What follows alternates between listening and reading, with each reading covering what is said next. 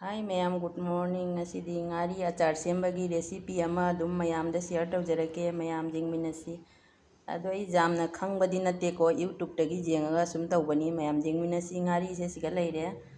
Sengna jam thokjare aina tilau khara dum parap soire siga morok atakpa khara leire adegi sing asuba leire. Sing se jamna ane kupna sudre mayam porok asini jingminarasi chinau dudi.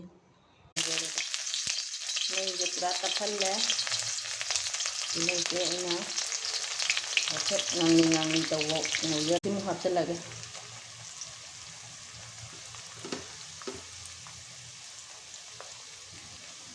Ini hapse lagi nih.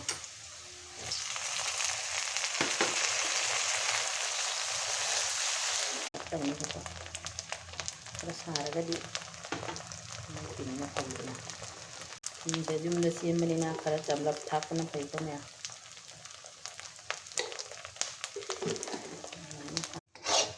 Ngari acar se besar kadar pada na, nggak tahu lah.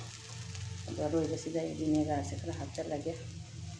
Jadi ngari pot tu di canggih macam ni nak hapta ko. Ai chamos mu. Jadi kerap punya ni nak kena lah. Chamos sama makan ini kerap tahu chamos ni. Kerap. Ngari acar tinggal lagi, aduga ayam anda juga tahu nak kena lagi. Mayam do se container se dai hanjan jaragi ऐसी container अनि से थल्ला ने